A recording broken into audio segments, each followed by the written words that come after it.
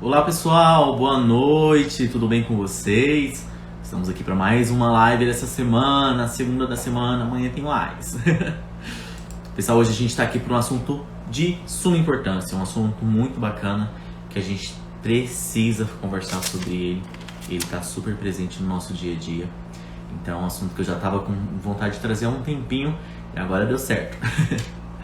Vamos só aguardar um minutinho que a gente vai falar com o Clóvis hoje sobre a parada da diversidade do Mato Grosso. Para quem não sabe, a parada antigamente era de Cuiabá, agora é do Mato Grosso, mas a gente vai ficar sabendo um pouquinho mais sobre tudo isso já já. Só aguardar ele entrar aí que a gente já começa esse bate-papo muito, muito bacana. Enquanto isso, aproveitar para agradecer vocês pelas participações nas últimas lives, foi incrível. Pessoal que está entrando agora, boa noite, bem-vindos.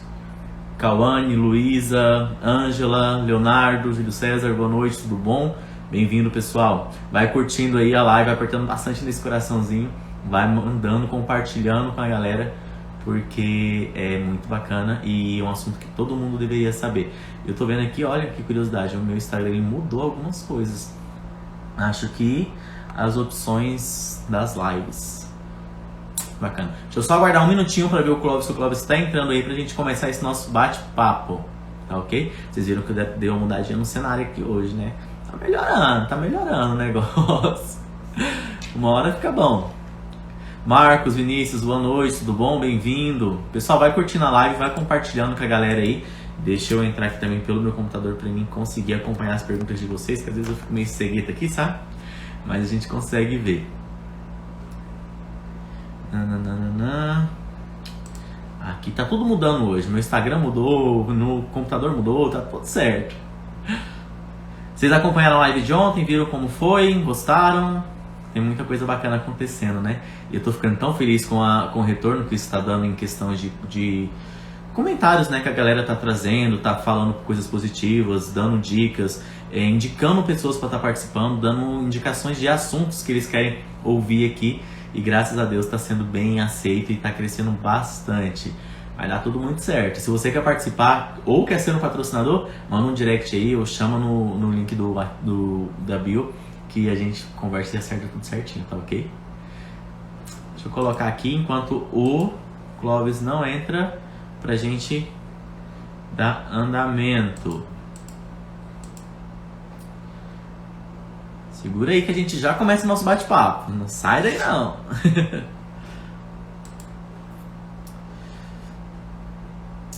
Vocês sabiam que eu fiquei sabendo que tem muita gente aqui mais do interior que não sabia que existe a parada do Mato Grosso, que não sabia que Cuiabá sediava, né? Oi Ana, boa noite, tudo bom? Bem-vinda, Janete, boa noite. Boa noite Osvaldo, tudo bom? Cauane, Cristina, boa noite, tudo bom? Bem-vindos, pessoal da Maria Pitanga, boa noite, tudo bom? Ah, tá entrando, o pessoal tá falando aí, ó. Aguardando ele aqui pra gente já começar o nosso bate-papo.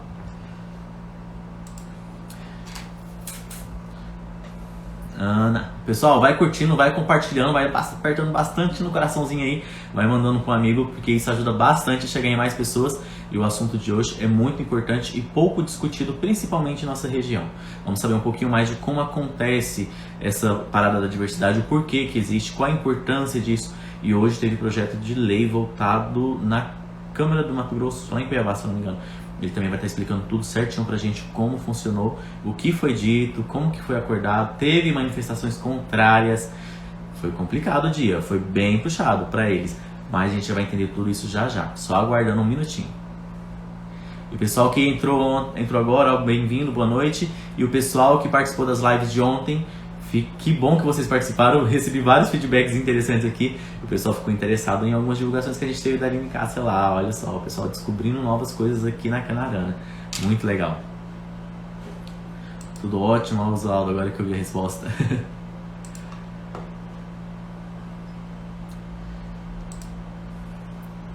Giovana Pereira, boa noite, bem-vinda. Tudo bom? Deixa eu só ver se ele entrou aqui, pessoal, porque tem que apertar aqui e eu acabo me perdendo um pouco.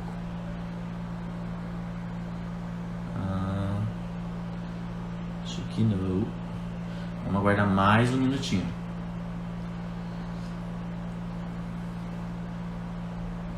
Lembrando que você tem um assunto que você quer discutir, quer entrar, quer que a gente fale aqui, uma pessoa que você quer saber um pouquinho mais sobre a vida dela, o lado pessoal, profissional, indique pra gente que a gente pode estar chamando ela e a gente está fazendo aquele bate-papo bem bacana. A gente está fazendo de 2 a 3 lives por semana. Graças ao bom Deus, a gente está com a semana fechada. Semana que vem também já está fechada. Tem muita coisa vindo aí pela frente. Lives incríveis. Amanhã a gente tem uma live incrível. Um jogador de golfe, é o campeão nacional. Olha só que bacana. O Clóvis acabou de entrar. Já já vou chamar ele aqui pra gente começar o nosso bate-papo.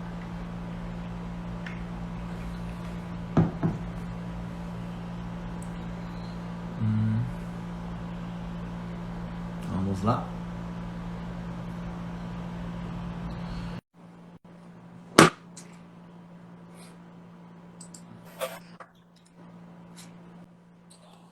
Boa noite, Clóvis. Tudo bom? Boa noite. Prazer estar aqui com vocês. Um prazer é todo nosso. Muito obrigado, de antemão, por ter aceitado o nosso convite, por estar aqui hoje. Eu sei que o dia hoje foi bem corrido para você, para toda a galera aí, né? Mas a gente já vamos falar sobre isso com vocês, porque a gente está curioso aqui para saber como que tudo andou. Pessoal que está entrando, boa noite, bem-vindos. Mestre Biro, Menotti Grig, eu acho que é. Boa noite, bem-vindos. Pessoal, vamos falar um pouco do Clóvis hoje. Vamos falar sobre esse cara que tem uma formação incrível. Ele é mestre em políticas públicas na educação pela UNB, né? Professor de educação básica, fundador do movimento LGBTQIA+, em Mato Grosso. Ele é membro fundador da Associação Brasileira de Gays, Lésbicas, Travestis e Transsexuais, ABGLT. E entre 2017 e 2019 foi membro titular do Conselho Nacional LGBTQIA+. Eita, que o currículo é extenso.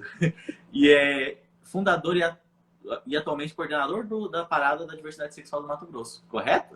Sim, correto. Tem mais alguma coisa para agregar nesse currículo, homem? Eu sou um homem gay, né?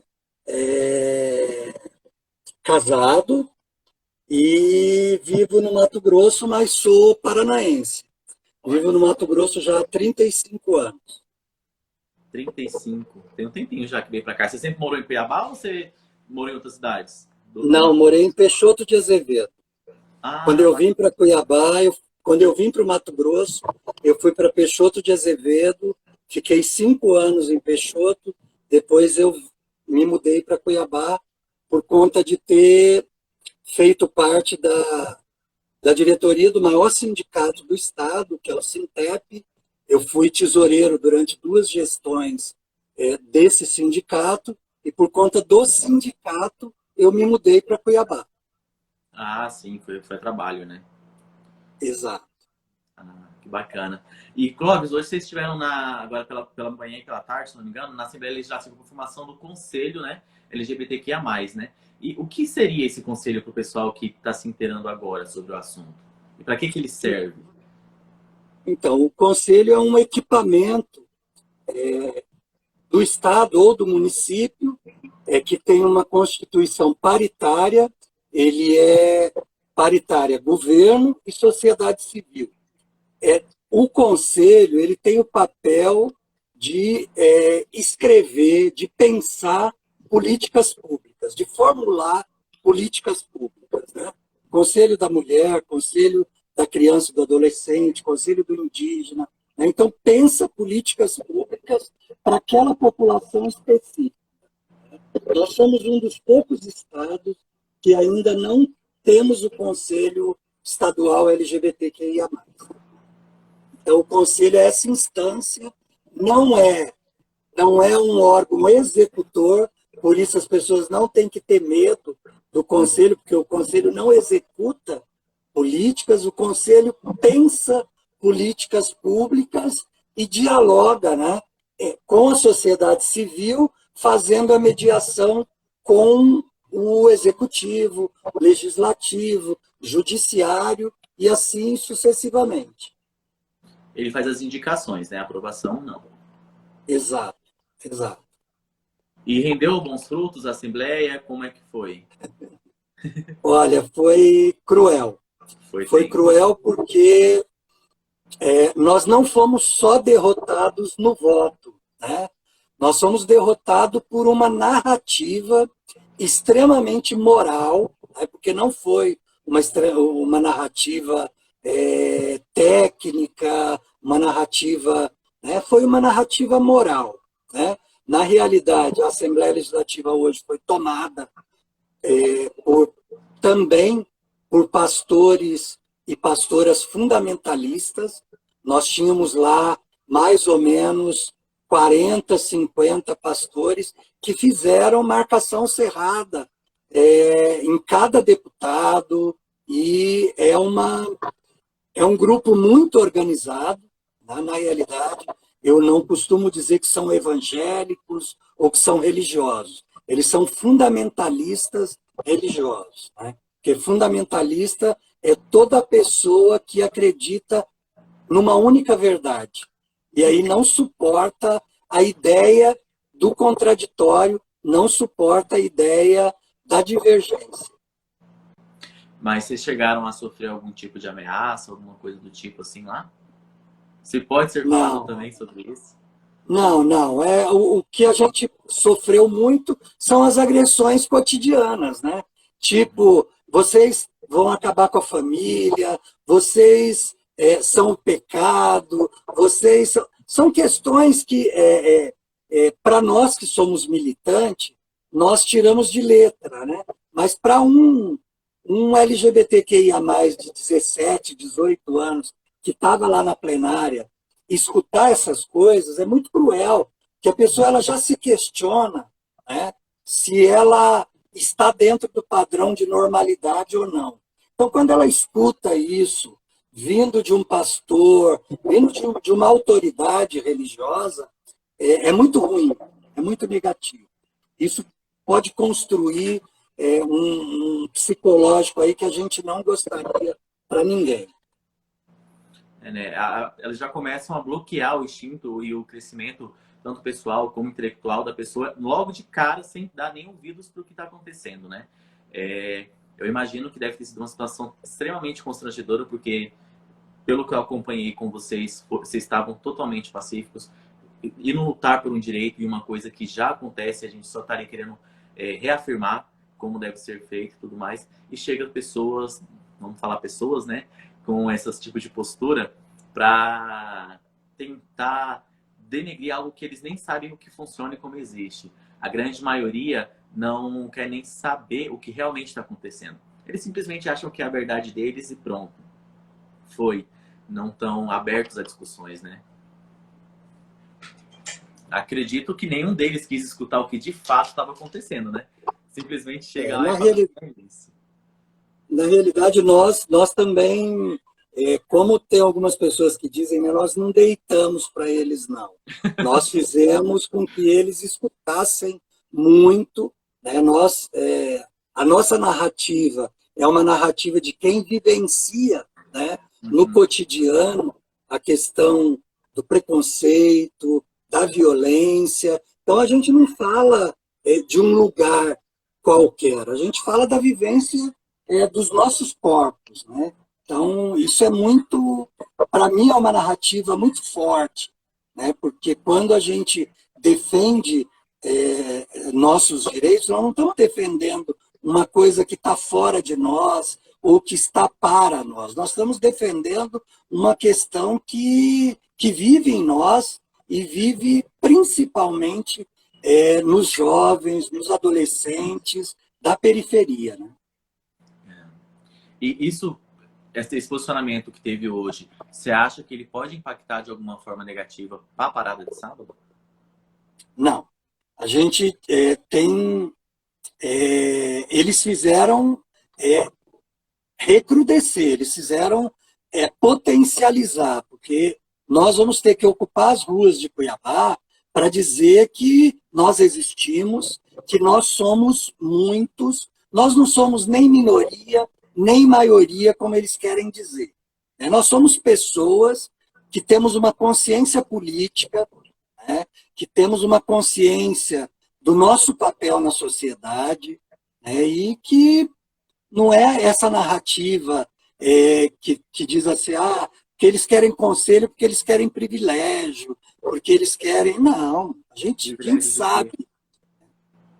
Privilégio para ser mais apontado, né, e mais criticado, sofrer mais ameaças, mais homofobia. Exato. Isso é privilégio desde quando, gente? Eu costumo dizer sempre, eu disse uma vez, numa conversa, inclusive com o Catani, eu disse para o Catani o seguinte: Catani, jamais imagine que um LGBTQIA+, desejou ser LGBTQIA+, numa sociedade tão LGBT-fóbica como a nossa, né? Então, pensar que a gente... não, o padrão de normalidade da sociedade é a heterossexualidade, a heteronormatividade. Então, esse padrão é o padrão que todo mundo desejaria ser para não sofrer nenhum tipo de violência. Então, é muito cruel quando as pessoas imaginam isso, né? E aí elas dizem assim, porque essa opção, né? Opção é eu estar aqui hoje de forma livre, espontânea, conversando com você, trocando ideia. Isso é uma opção, né? Agora, a nossa orientação sexual, ela não é e nunca foi opção. Ninguém escolhe ser apontado e julgado, né? Exatamente. Aconteceu e a gente está aí, a gente tem que lutar e encarar nossas potencialidades, nossas dificuldades e nossos deveres também de defender, porque eu acredito que a gente pega ainda um requisito muito pequeno do que os LGBTQIA+, do passado sofreram, né? Hoje a gente não consegue estar aqui num espaço desse, falando abertamente sobre isso, mostrando o que realmente acontece de fato. E o que vocês estão fazendo hoje, o que a grande maioria luta hoje, é para que os do futuro não precisem passar por isso que a gente passa hoje, né? De questão de ficar fazendo, porque quer ter direito, porque quer ser diferente, porque quer regalias. Ninguém quer regalias, nada. A gente só quer assegurar algo que já é de direito. Na realidade, a gente só deseja viver e viver as nossas corporeidades sem esses padrões estabelecidos, né? Porque os padrões são muito cruéis com todas as pessoas, né? Inclusive com as pessoas heterossexuais também, né? Só que tem os graus de crueldade, o grau de vulnerabilidade, e aí a nossa população é extremamente vulnerável, né? Então a gente precisa dialogar sobre essas questões. Sim. O pessoal está perguntando aqui, ó, o pessoal está dando boa noite, dando parabéns pela iniciativa. E também estão perguntando, será que se esse pessoal que teve lá contrária, se eles estarão na parada, você acha que existe a chance de eles fazerem alguma coisa de manifestação? Não acredito.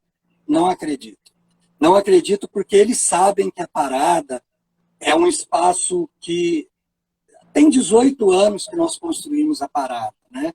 Eu tive uma reunião essa semana com a Polícia Militar, o Corpo de Bombeiro, o SMTU, e eles diziam assim, tem 18 anos que nós trabalhamos durante a parada e nós nunca vimos um ato político, um ato cultural tão organizado e tão para cima quanto de vocês. Eu não acredito que essas pessoas venham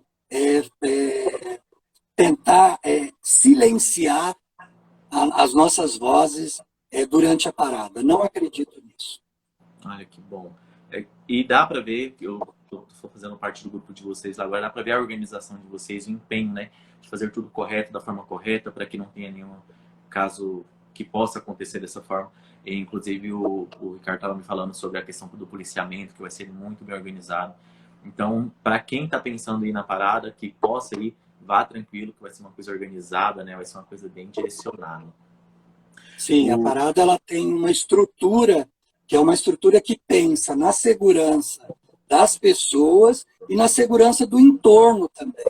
Porque a parada ela não é só aquele momento, ela tem o entorno, ela tem as pessoas que assistem, ela tem as pessoas que vão para a parada porque estão vendo ali e acabam dizendo, puxa, esse é um ato legal, eu estou indo, então a gente tem toda uma preocupação com a estrutura da parada.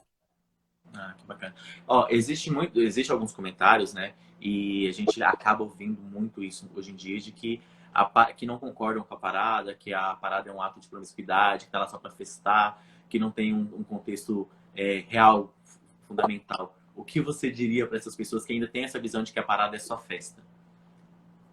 Não, eu acho que a parada é festa também. Eu Também. acho que também. Eu acho que a narrativa que as pessoas querem construir de negar a possibilidade da gente celebrar a vida, né? E eu acho que a parada é essa celebração da vida. Então ela é festa também, mas ela é um ato político, ela é um momento de resistência, um momento em que a gente faz a nossa visibilidade. Eu me lembro que há 18 anos atrás, quando eu e o Menotti, que está aqui nós começamos a pensar a parada, nós fomos com 300 pessoas para a rua. Nós imaginávamos que seríamos 10, 15, né? Mas lá, já 18 anos atrás, nós tivemos uma parada com 300 pessoas. Então, tem pessoas que passam o ano todo esperando o momento da parada, que é o único momento que elas podem visibilizar a sua orientação sexual, a sua identidade de gênero, né? As pessoas, a cidade, ela não é um espaço democrático, né? Você tem, por exemplo, as travestis que elas não saem durante o dia, né? Então, na parada, elas podem estar indo à parada durante o dia, porque elas vão ter a possibilidade da existência durante a parada, né? Então, a gente pensa a parada como esse espaço também da gente mostrar a nossa existência. E a gente dizia sempre, quando a gente começou a parada, que era o momento da gente dar visibilidade para as nossas vidas, né? Que a gente vivia num armário. Cuiabá, a gente tinha os guetos, mas a gente, sabe, era expressamente proibido a gente andar em todos os espaços, né? E hoje não, hoje a gente tem uma realidade diferente. As coisas não estão muito legais, porque nós estamos vivendo uma conjuntura, né, que é uma conjuntura mundial, né, de retrocesso. E no Brasil, com a chegada do Bolsonaro ao poder, vem também aí uma negação, não é só da política, é uma negação da vida das pessoas, uma negação da saúde das pessoas, né? É uma negação de achar que a gente só precisa trabalhar, né? Essa coisa toda. Não, a gente precisa também ter espaço de lazer, a gente precisa ter espaço para as nossas vivências, das nossas sexualidades, a gente precisa existir, né? Por isso que a gente fala sempre que a gente não precisa dialogar só com a Secretaria de Saúde, na perspectiva da prevenção do HIV/AIDS. Nós vamos dialogar com a Secretaria de Trabalho, com a Secretaria de Cultura, com a Secretaria de Educação, com a Secretaria de Trabalho, Emprego e Renda, porque nós precisamos discutir a empregabilidade da nossa população. Nós precisamos discutir todas as questões, e as pessoas entendem que é só discutir com a Secretaria de Saúde do ponto de vista da prevenção do HIV/AIDS, né? Eu acho que a gente precisa até lembrar que essa construção que foi feita de que a AIDS era um produto, né? O HIV/AIDS era um produto que estava na população LGBTQIA+, custou a vida de muitas pessoas heterossexuais. Por conta delas acreditarem nessa narrativa, elas não se preveniram. E hoje o número de casos de pessoas heterossexuais, inclusive mulheres heterossexuais, que estão vivendo com HIV/AIDS é muito grande. Então, a gente precisa desconstruir essas narrativas. Você acha que tem uma expectativa de quantas pessoas, mais ou menos, estará participando da parada nesse ano? Você começou com 300, você acha que depois de 18 anos chegaria a quanto? A última parada, nós tivemos 12 mil pessoas. Uau! Agora, com a questão da pandemia, é evidente, as pessoas estão receosas, as pessoas estão com medo. A gente está fazendo um trabalho muito grande. A gente vai distribuir máscara, a gente vai pedir o distanciamento, a gente vai fazer todo o trabalho de biossegurança. Mas nós estamos esperando, nós temos uma expectativa de 5 a 7 mil pessoas na parada. Na parada. O policiamento vai estar lá, vai ter o pessoal cuidando da questão da higiene e segurança também por conta do Covid, né? É sempre bom deixar isso reforçado, porque existe muito essa dúvida ainda de como vai ser, porque um evento aberto. E a data, agora, nesse final de semana, teve alguma coisa a ver por conta da pandemia também ou não? Sempre vai ser essa data? Não, nós mudamos a data por conta da pandemia, né? Uhum. Lembrando que a parada era para ter acontecido já, e aí a gente foi evitando por conta de que a gente entendia que o momento necessitava da gente também estar contribuindo com a sociedade no geral, né? Na questão do cuidado, na questão... Nós só definimos a data da parada depois que os eventos começaram a ser autorizados, né? Então, nós tivemos aqui em Cuiabá, essa semana, jogos no estádio, nós já tivemos vários eventos na cidade, então a gente só definiu pela realização da parada por conta de ter o diálogo e estar sempre escutando os órgãos sanitários, para a gente também está fazendo todo o acompanhamento dos cuidados com toda a nossa população e com a população no geral. Ah, que bacana. Tem uma questão que se fala assim, a parada gay, a parada da diversidade, e vem aqui o questionamento do porquê do LGBTQIA+. Você poderia explicar um pouquinho pra gente aí do pessoal que não é do meio, que não entende muito bem como funciona, o porquê da sigla? Na realidade, eu não sei, eu acho que é importante as pessoas saberem, nós tivemos 3 conferências LGBTQIA+, nacionais, né? E nessas conferências é o espaço onde nós discutimos todas as políticas públicas que nós queremos para a população LGBTQIA+. E foi na conferência nacional, porque era GLBT.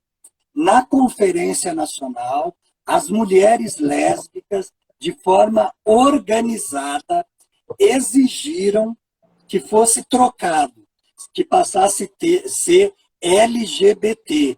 Por quê? Porque as mulheres lésbicas são invisibilizadas, né? A gente fala da travesti, a gente fala da pessoa trans, a gente fala do gay, a gente fala, né? Mas a gente não fala das mulheres lésbicas. Então, isso foi uma decisão política tirada nas 3 conferências nacionais que nós tivemos.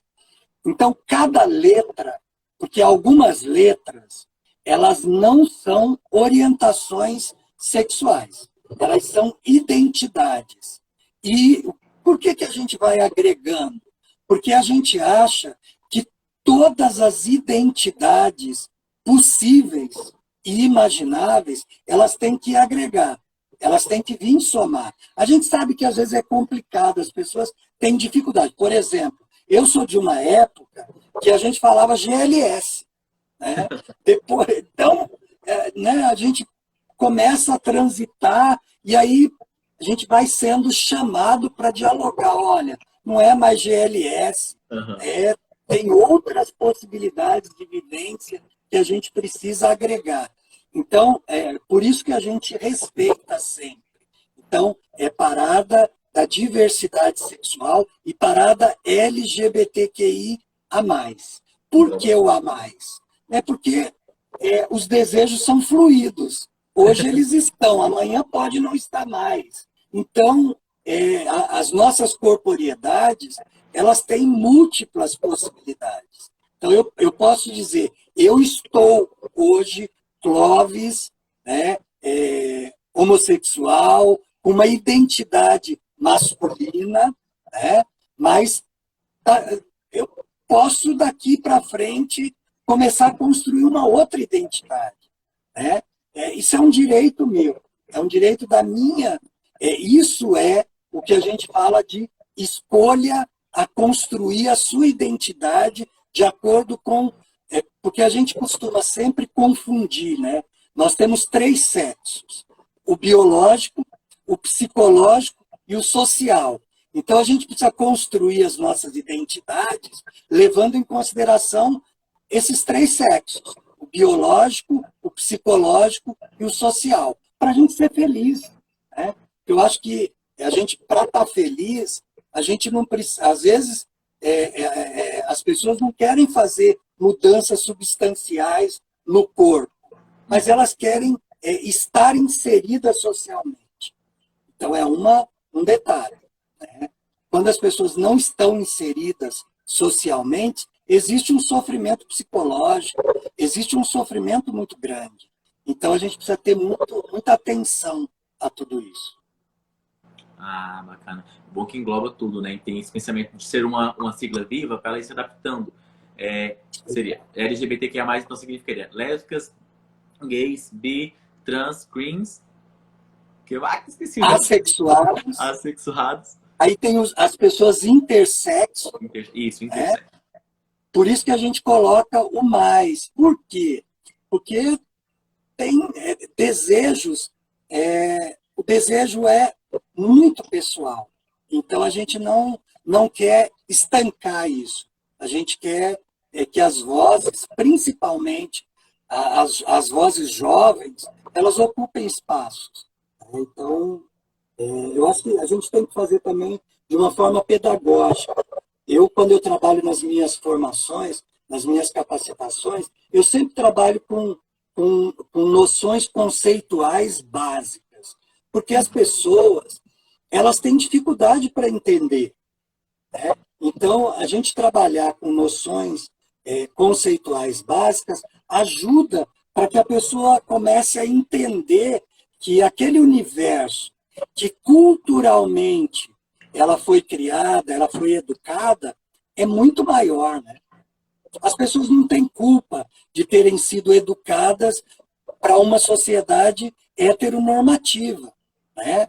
A minha família, o modelo que elas me educaram foi um modelo heteronormativo. Né?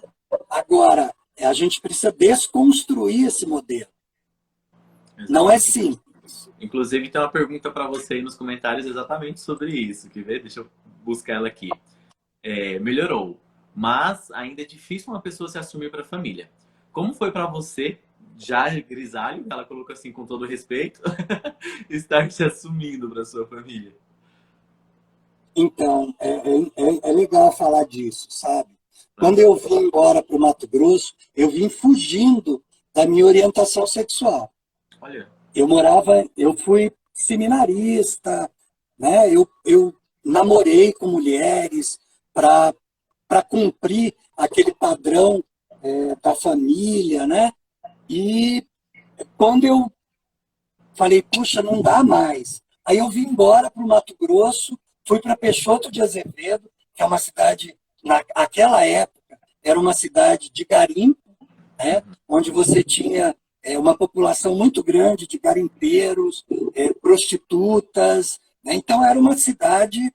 E eu fui para lá, tentando fugir, tentando me esconder da minha orientação sexual. E quando eu chego em Peixoto, eu falo, puxa vida, eu não consegui deixar isso lá em Londrina, deixar no Paraná, porque meu desejo veio comigo. Aí eu comecei a perceber que eu tinha que começar a trabalhar isso. Né? Aí eu não falei para minha família, eu não cheguei para minha família e disse, olha, eu sou uma pessoa gay, eu gosto de pessoas do mesmo sexo. Eu fui fazendo a minha família entender, por exemplo, todo final do ano, quando eu ia a passeio, eu levava meu companheiro. E eu chegava lá, nós dormíamos no mesmo quarto. Então a gente não dizia nada para ninguém. A gente, né, simplesmente tranquilo. Por quê? Porque as pessoas têm que também se adaptar com isso. Agora, não é simples. Existe uma dificuldade muito grande, tanto para a família, e nós nunca pensamos em ter um apoio psicológico para a família, um acompanhamento, que essa família, quando ela descobre que um filho ou uma filha são LGBTs, elas têm que desconstruir todos os sonhos que ela tinha, né?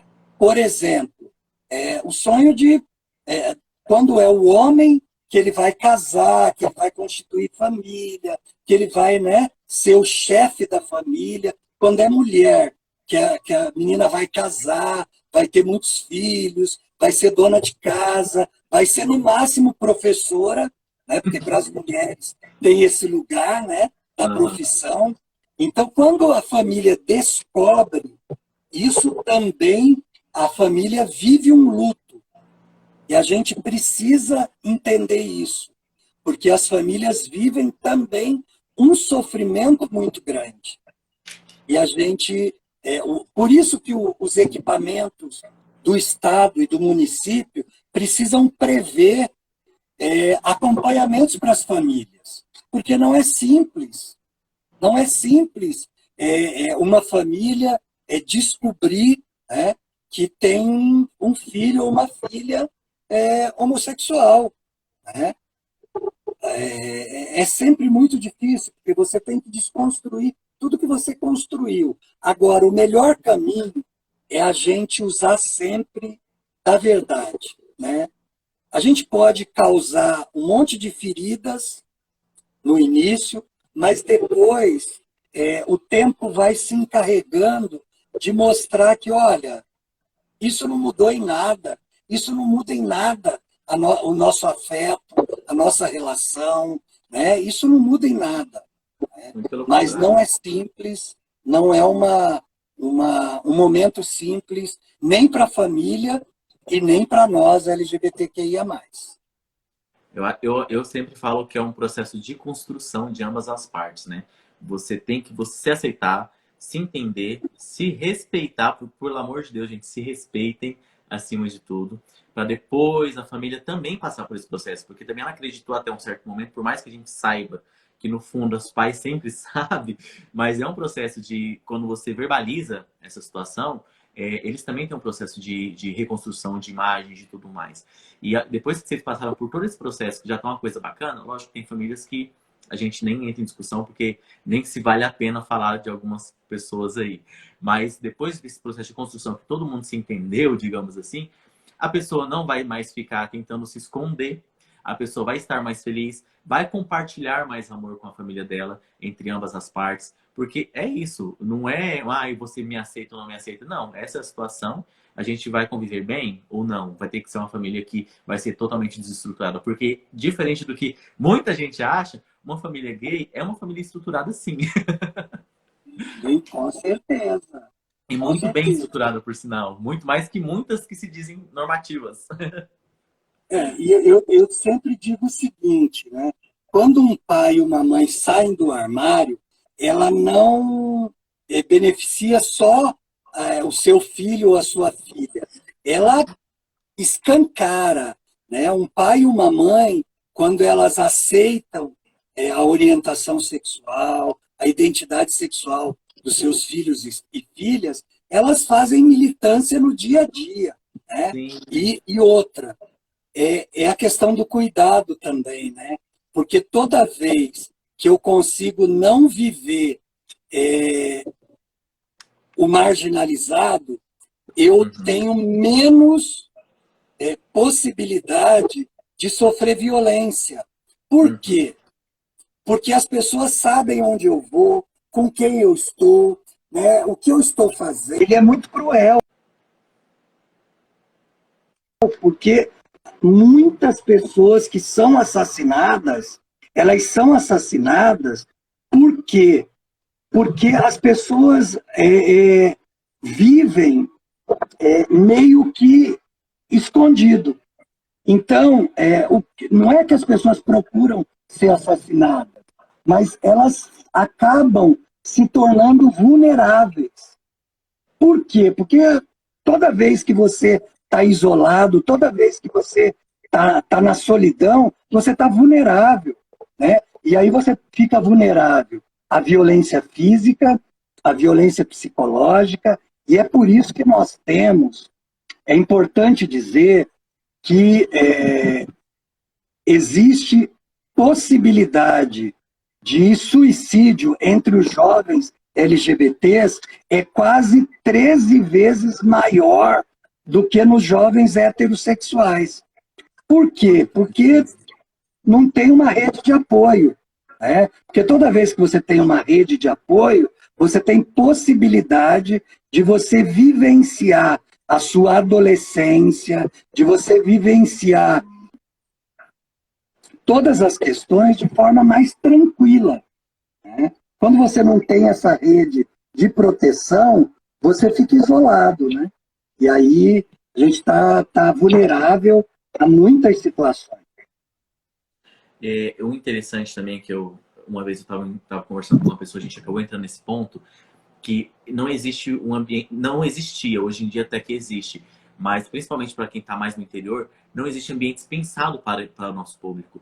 Eles fazem o momento deles. Aí vem a questão, mas por que que os locais que LGBTQIA+ frequentam são sempre isolados, são sempre escuros, ou são coisas muito fechadas? Porque a gente não tem essa abertura de estar em qualquer lugar de forma tranquila, né? Porque na maioria das vezes, quando você está num ambiente que hétero ou aberto, de uma forma geral, as pessoas não se sentem seguras para ser elas mesmas. Ou ficam muito retraídas, ou alguma coisa que se fala, alguma brincadeira pode ser alvo de algo que possa vir a ter uma violência. Então, infelizmente, grande parte dos ambientes que temos disponíveis para que nós possamos ser felizes de fato, ser abertos da forma que a gente quer ser, são afastados ou são muito restritos por conta disso, né? Aí vem o questionamento de que são lugares extremamente difíceis de acesso, que se é dessa forma porque a gente tem alguma coisa a esconder, são lugares que tem muita promiscuidade e não tem nada a ver. A grande maioria das vezes disso é porque a cidade que a gente mora, as pessoas, os empresários da cidade de forma geral, não tem ambientes pensados também para esse tipo de público. E eu não sei como está em Cuiabá hoje em dia a realidade, mas aqui no interior não existe, é zero. Infelizmente. Então, você já deve ter ouvido isso, né? Olha, pode ser gay, mas você só não dá muita pinta, ou então só não. Você pode até namorar, mas em público não. Você pode até, mas em público não, né? Eu particularmente, eu sou uma pessoa extremamente reservada, né? E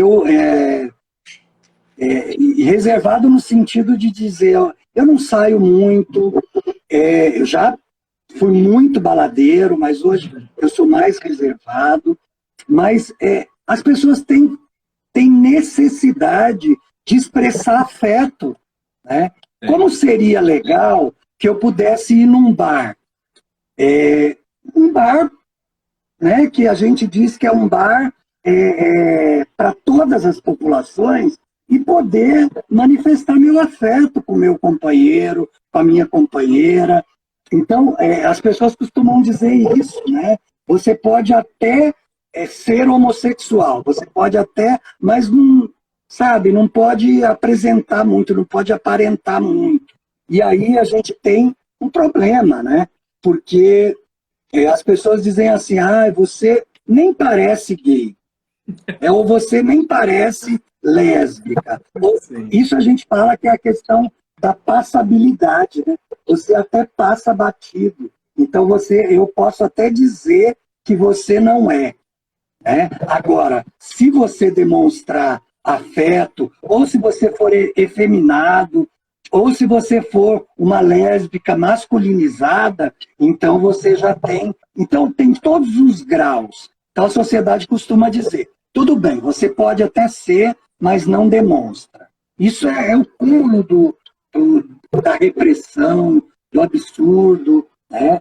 Em relação à questão dos ambientes, Cuiabá é muito cruel, porque nós tivemos poucas boates que fizeram história, que eram boates que ficavam durante muitos anos, né?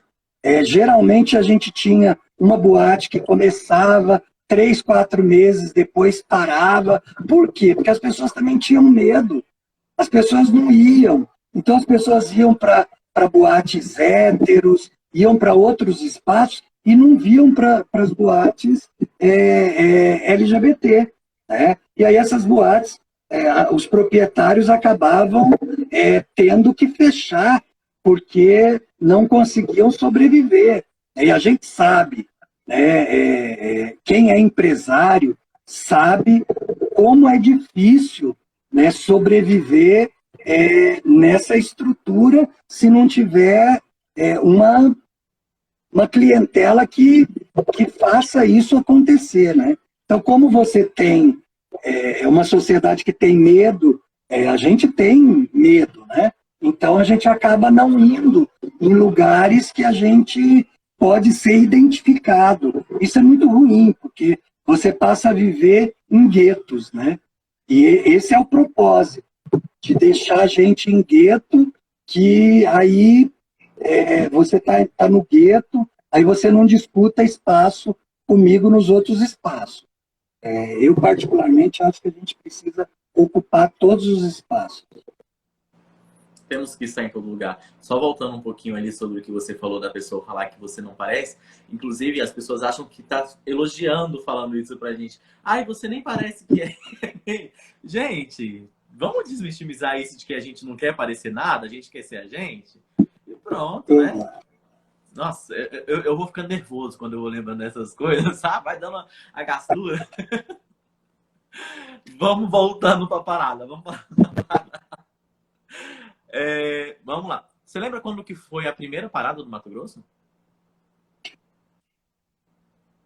19 anos atrás. 19 anos. Nossa. 19 anos atrás. Porque no ano passado nós não tivemos, né? Então, são 18 anos.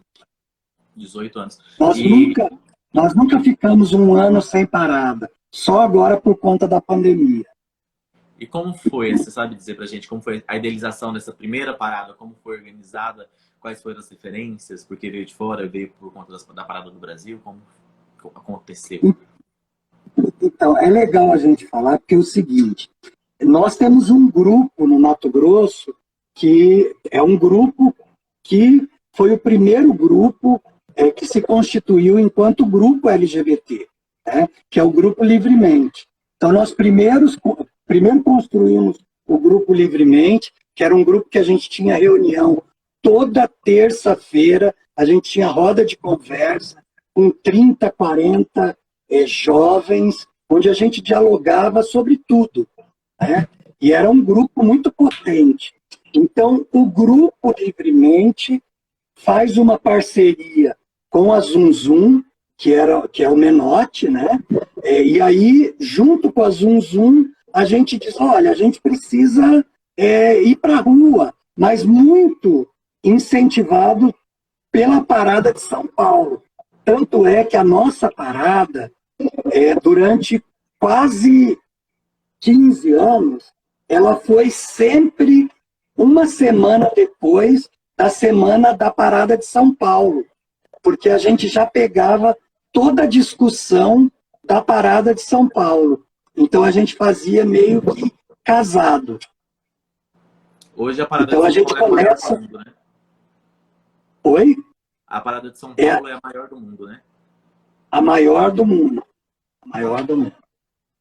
É super organizada, tem uma discussão política muito forte e eles constroem. Que às vezes as pessoas pensam a parada é construída uma semana antes. A gente aqui em Cuiabá, nós trabalhamos a parada o ano todo. Nós temos reuniões periódicas, toda semana. A gente faz uma discussão muito profunda, né? A gente tinha, às vezes, para decidir o tema da parada, a gente gastava 3 meses, porque era tanta briga, era tanta confusão. Por quê? Porque a gente queria mesmo que as pessoas participassem. Então, nós demorávamos, às vezes, 3 meses para decidir o tema da parada. Então, era uma coisa assim, construída coletivamente. E a gente começa a parada sempre de forma coletiva. A parada nunca foi construída por uma pessoa. Ela sempre foi construída por um coletivo, a muitas mãos, né? As pessoas identificam muito o Clóvis porque por uma questão de militância, por uma questão de estar à frente, mas a parada ela é construída por um coletivo muito grande, né? E as pessoas estão em várias, tanto é que na parada, por exemplo, eu, Clóvis, não participo da discussão do GT de cultura, porque tem um GT de cultura específico para discutir cultura, tem um GT específico para discutir saúde. Então, cada GT tem a tarefa de fazer essa questão, né? Entendi, é um coletivo, né? Qual que é o tema desse ano? Famílias de LGBT, orgulho e reexistência. Porque a gente quer sempre dizer, a gente não está falando só daquela família LGBT, né, que é um gay, uma lésbica que constitui família. Nós estamos falando de famílias de LGBT. E aí a gente pode colocar todas as famílias, né, que nós fazemos parte, que outras, todas as possibilidades. Olha, engloba todo mundo, né? Não tem mais o que lá, é só vocês ali, né? No contexto geral do que a gente vive. A parada, ela é um evento grandioso, ela tem um porquê de tudo isso estar acontecendo, é muito trabalho e também deve ser não nada barato, né? Ela deve se sair um valor considerável. É vendido abadá para custear, vem de alguma outra forma do governo financiar alguma coisa, são cotas próprias, como funciona a questão financeira dessa parada? Então, a gente trabalha com doações, né? Esse ano, nós tivemos, através da Lei de Incentivo à Cultura, uma produtora cultural, ela fez um projeto, e o projeto era para apresentações culturais. E nós procuramos essa produtora cultural, e ela disse, olha, vamos tocar a parada. E aí, através dessa emenda parlamentar que essa produtora cultural conseguiu, né, através da lei de incentivo, ela fez todo o pagamento da questão do trio elétrico, né? A gente não paga as atrações culturais, a gente tem uma ajuda de custo para as pessoas pagar transporte, essa coisa toda, né? A gente sempre fez parcerias, né? Não é um custo baixo. Uma parada hoje, ela não sai na finalização por menos de R$50 mil. É bastante dinheiro. É bastante dinheiro. Quais as atrações que já tem confirmado para a parada? Nossa, tem muita coisa boa, sabe?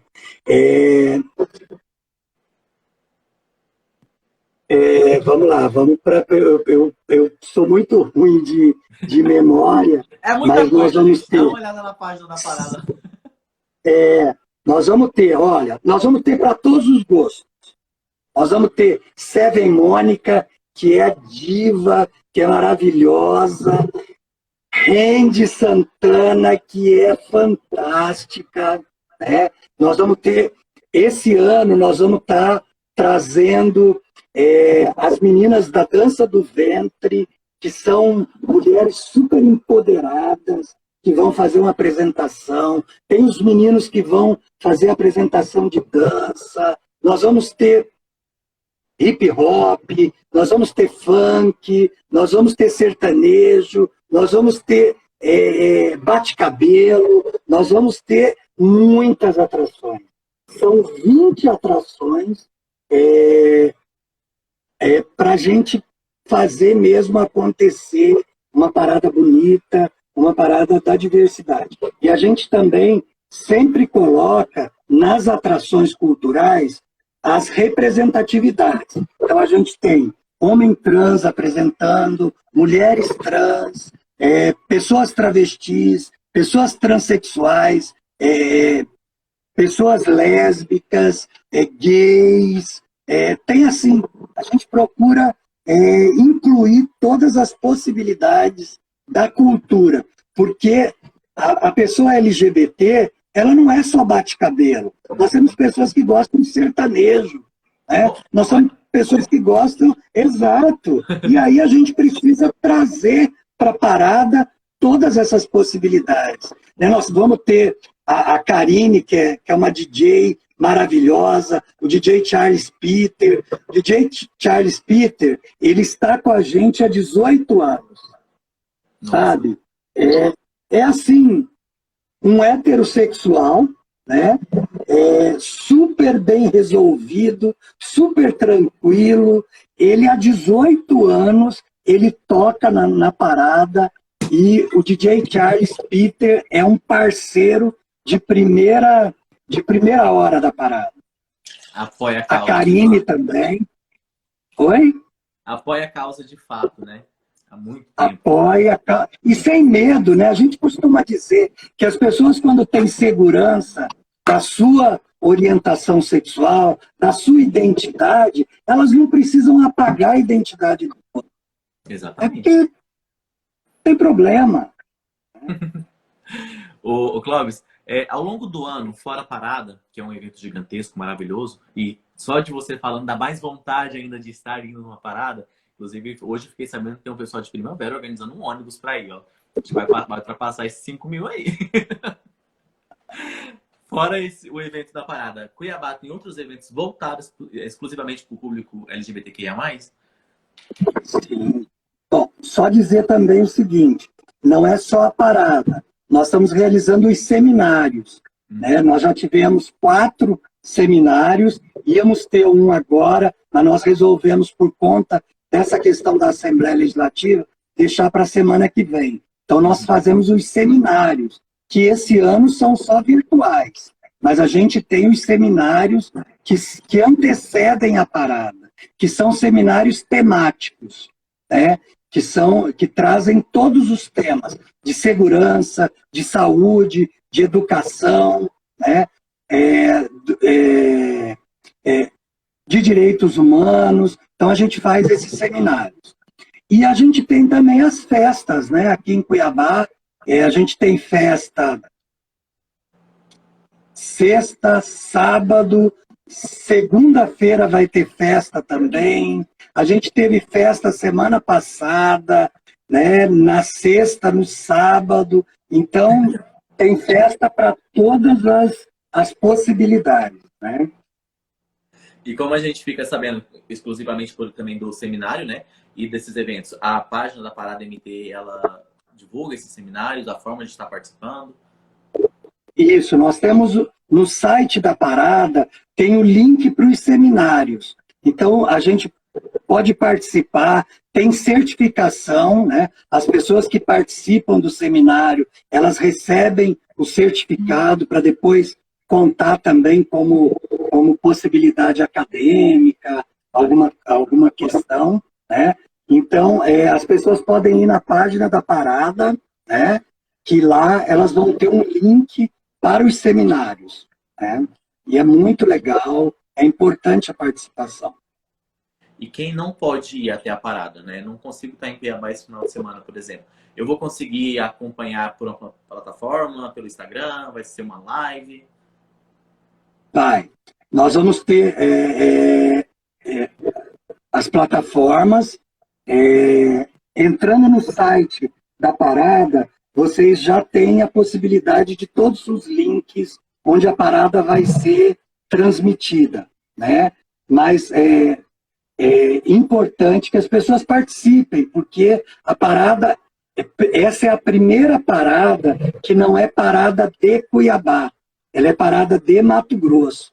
Então ela está, quando você falou aí do ônibus de primavera, nós temos um ônibus de primavera, um ônibus de Cáceres, temos uma caravana de Sorriso, temos uma caravana de Juína, temos uma caravana de Barra do Garças, temos uma caravana de Rondonópolis. A gente tem pessoas do estado inteiro. Então, são muitos ônibus que estão vindo. As pessoas aí dos municípios podem fazer os contatos, né, para a gente poder ir se apoiando também.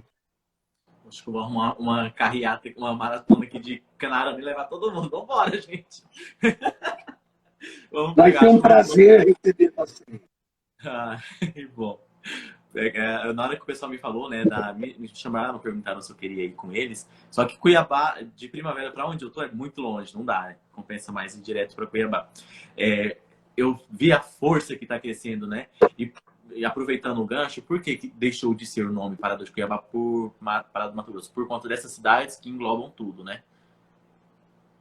E porque nós também temos consciência de que nós que estamos na capital, nós temos o dever de ajudar as pessoas que estão no interior a se empoderar. É muito mais difícil para quem está num município igual Primavera do Leste para construir um movimento organizado.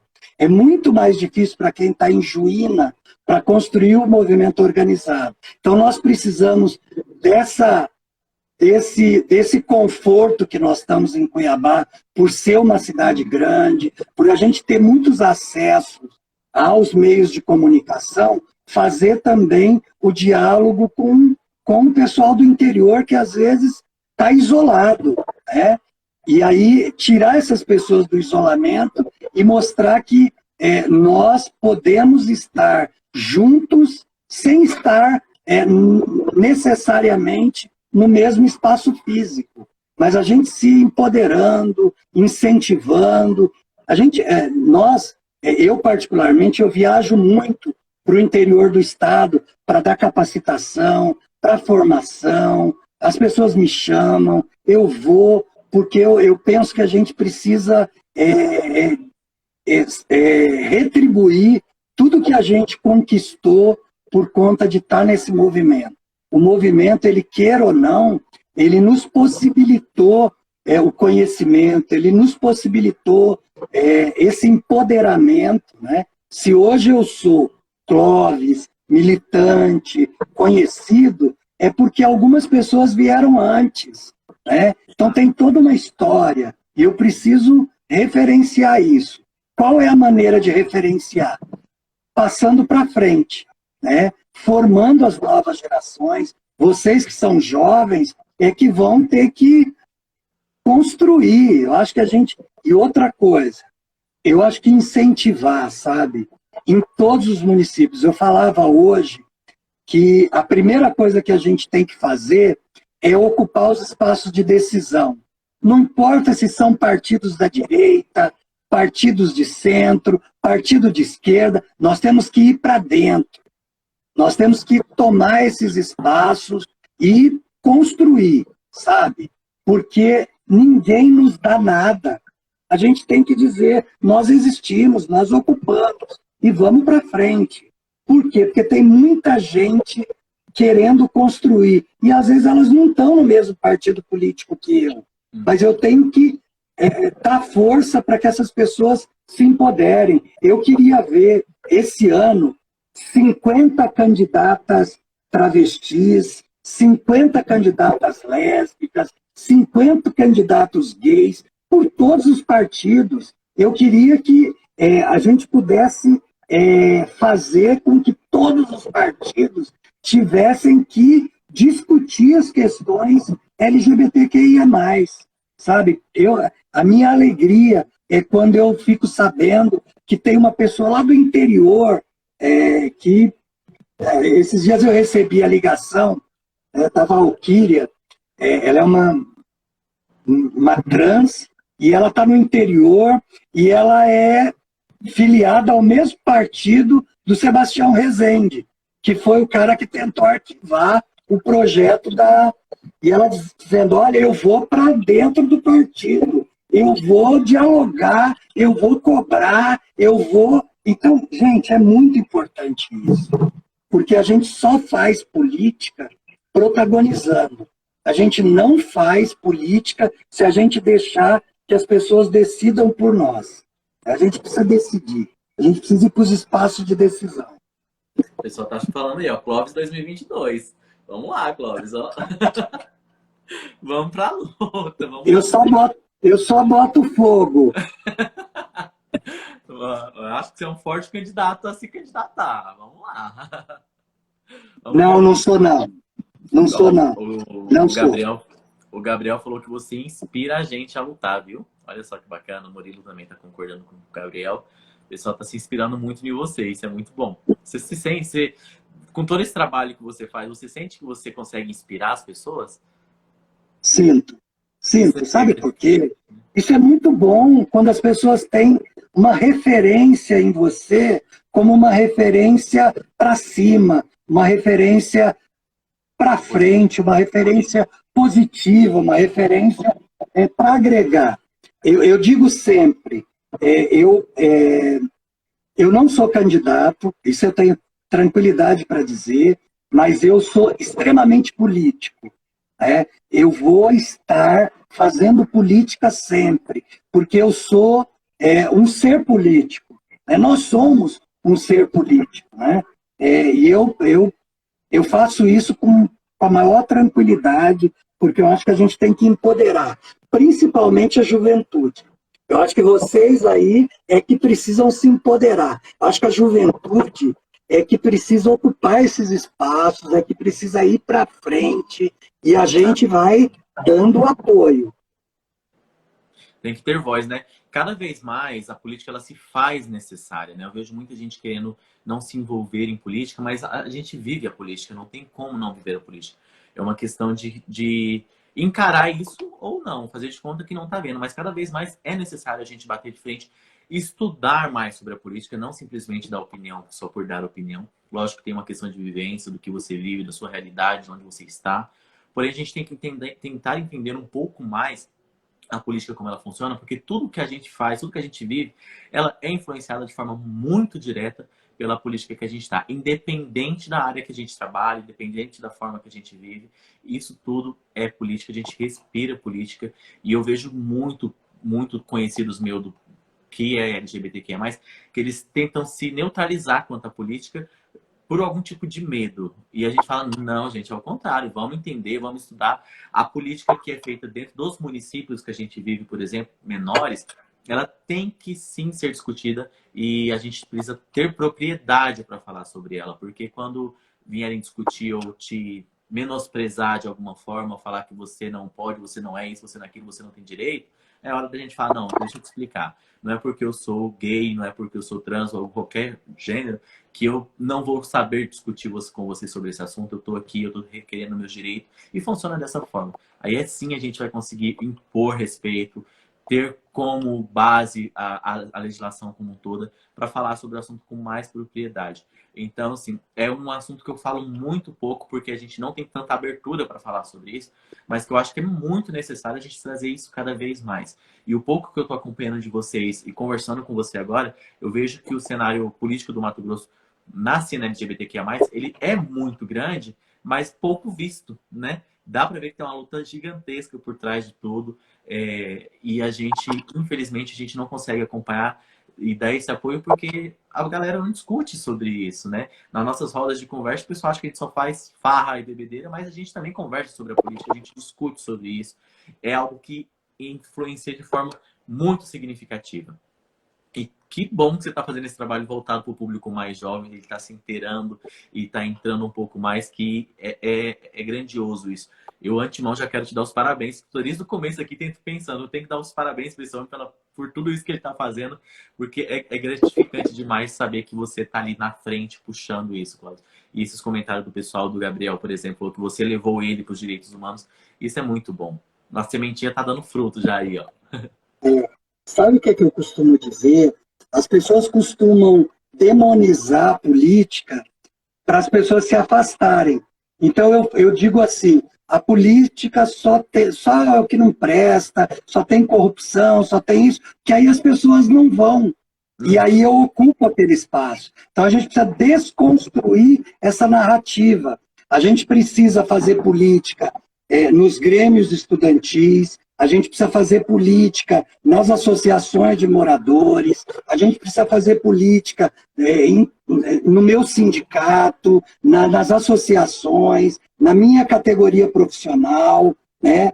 Então, a gente precisa fazer política em todos os espaços. E aí, desconstruir essa narrativa de que política é uma coisa ruim. Política não é uma coisa ruim. Ruim é o que os políticos fazem com a política. Mas a política é algo muito bom e nós somos seres humanos, né? Então eu faço política do momento que eu acordo até o momento que eu durmo, porque as minhas decisões, elas têm, a gente costuma dizer sempre, né? Quando as pessoas dizem assim, lá quando derrubaram a Dilma, a gente dizia, gente, esse ato de derrubar uma mulher empoderada tem consequência.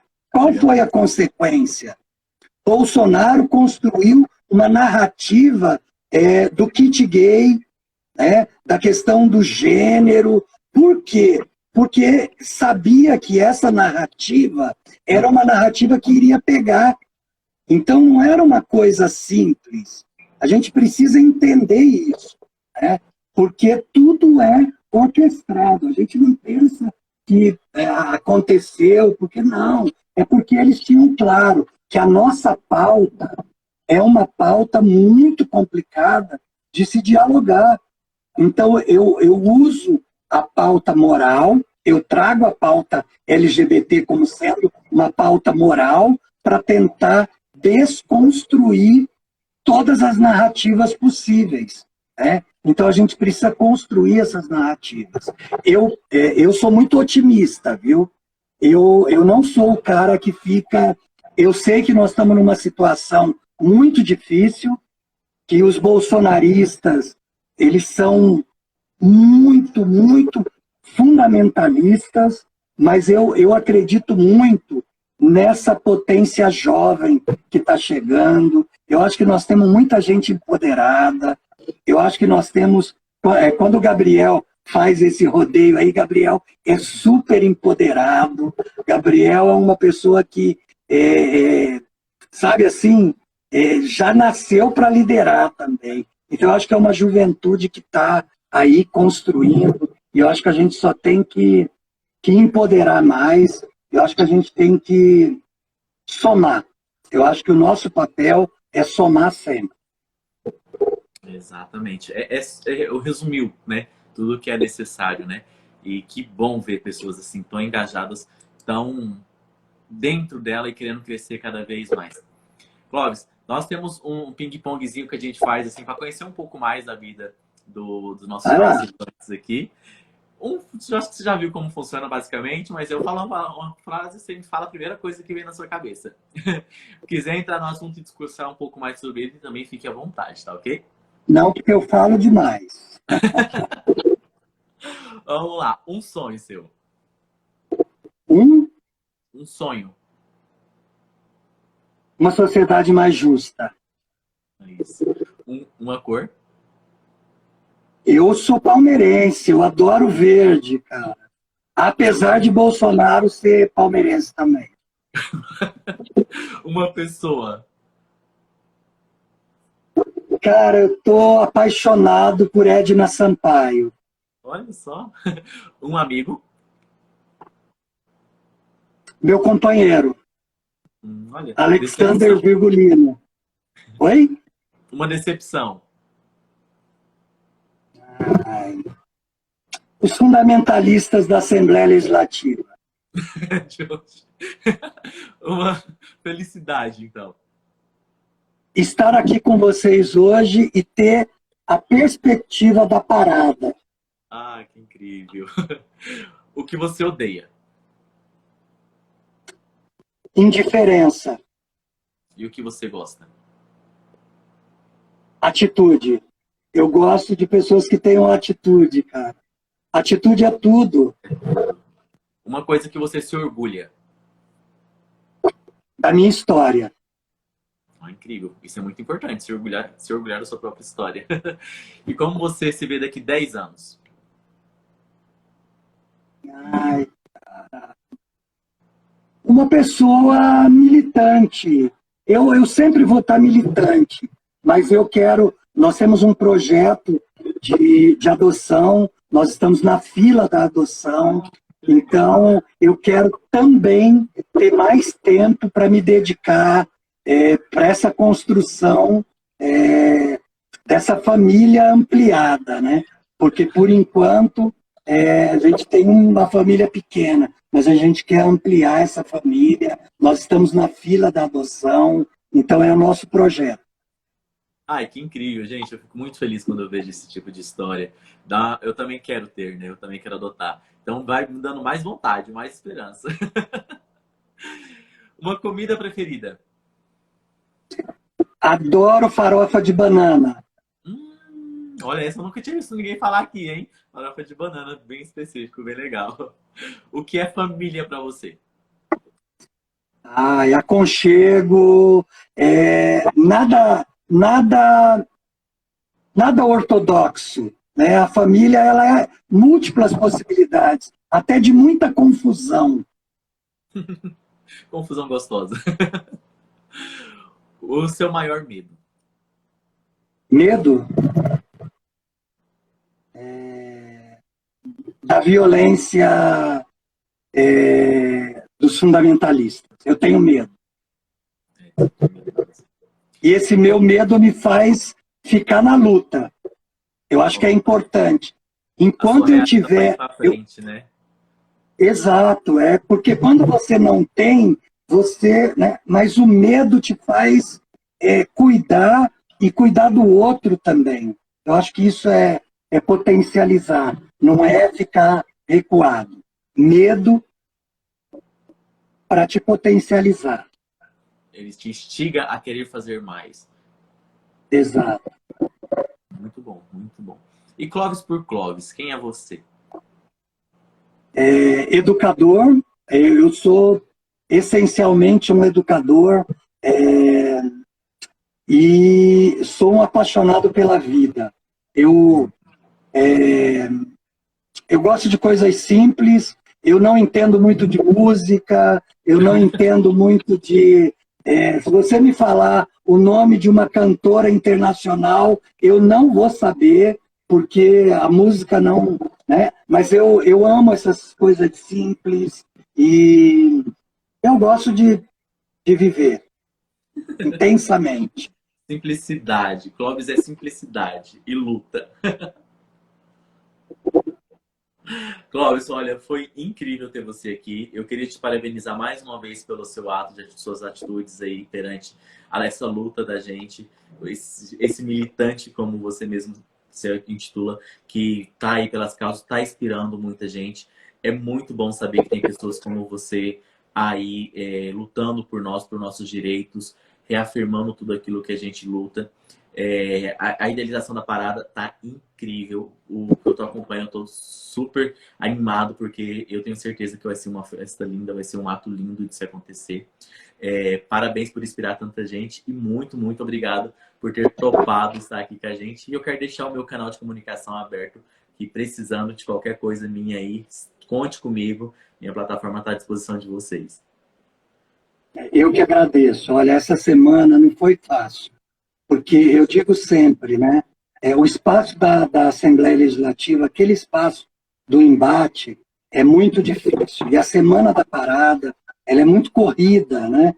Mas a gente tem uma grande felicidade que a parada ela acontece por conta de um coletivo e ela dá voz a muitas pessoas. Então, convidar quem puder estar presencialmente na parada, né, no dia 4, na Praça Ipiranga, a gente faz a concentração ali, a gente tem shows maravilhosos, a gente tem falas políticas, é um ato cultural, um ato político. Então, quem puder estar vindo para Cuiabá, venha para Cuiabá, participe da parada e deixar a minha gratidão por vocês estarem abrindo esse espaço, porque eu sei que são esses espaços que ficam, né? Esses espaços é que a gente pode construir e dialogar. Então, muito obrigado por vocês terem me convidado por esse espaço e minha gratidão. Eu estou sempre à disposição. Se tudo der certo, sábado te vejo lá na parada, então. Que se tudo der certo, estou indo por aí também. Acompanhar de pertinho. Maravilha! E avisa para a gente anunciar lá no trio elétrico. Olha, tá aqui! Para a gente não deixar passar. Pode deixar, estarei sim. Sexta-feira à noite eu saio daqui, sábado eu chego aí para acompanhar com vocês. Maravilha! Bem-vindo! Vai ser um grande prazer. Bom? Obrigadão, Clóvis. Até a próxima. Um beijo. Tchau, tchau, gente. Tchau.